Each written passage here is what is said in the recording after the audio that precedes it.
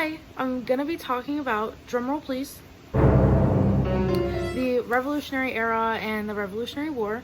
To start off with this discussion, the Revolutionary Era doesn't have a specific date where you can pinpoint it.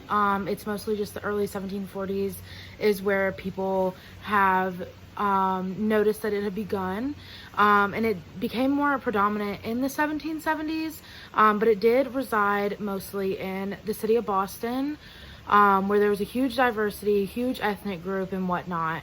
And in the 1770s, that is when the British Navy had started coming over to Boston and was trying to recruit and pressure people into joining the Navy and the Army where they were at.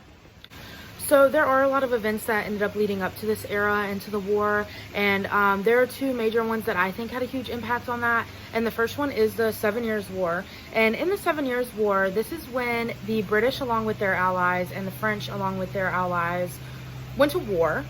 And in this war, the British did ultimately win, which did pretty much give them dominance over North America. And this war happened in between the eras of 1750 and 1760. And another huge event I think that led up to this was the Stamp Act, which was passed in 1765. The Parliament did pass this Stamp Act, and it was mainly because they needed a way to get money back for the French and Indian War. And, colonists ended up being taxed more on things like tea, for example. We'll get into that. So before we get into that, I want to talk about how the colonists felt towards this Stamp Act. And the colonists were not happy at all. They very much felt like their own legislators in the United States should be making these requirements and not the British. And because of this, there was a lot of mobbing and destruction of property. Kind of like what's going on today, just a lot of violence and people, not being happy with what's going on. They didn't like that the British got to make these rules and the fact that they were being, taxed more. And it was mostly more people in the lower class because they couldn't necessarily afford what they were being taxed for. But so getting into the Boston Tea Party, it is pretty much when the Americans decided to dump the tea into the ocean to basically prove a point to the Britons. And my interpretation on this, I don't necessarily agree with what they did when it came to the incident of picketing outside of the person's house and work, because that's wrong. Because from what I've read, they were working with the British, or they agreed with the British on what they were doing, and they decided to pretty much destruct their property and, cause a huge scene over it. I think that's disrespectful, and I think that's rude. Just because someone does something differently than you or disagrees with you doesn't mean you should act violently towards that.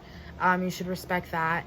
And but on the other hand, if I were to live in that era and they were to dump the tea into the ocean, I wouldn't be too bothered by it personally.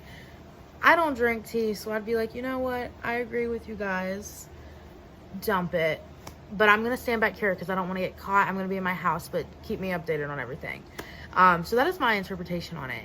And all this information that I've mentioned is from all the teacher videos and from some of the slides. Now getting into the role that African Americans had on the Revolutionary War.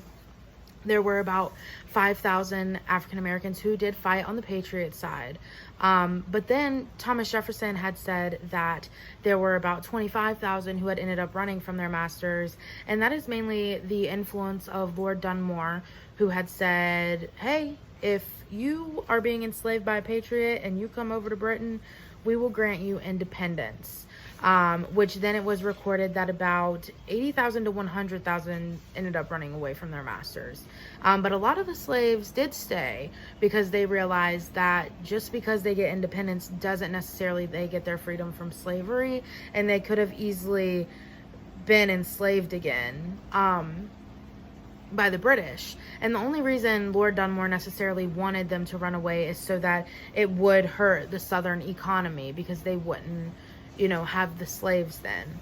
And all that information I got from the slides and from the Alan Brinkley book.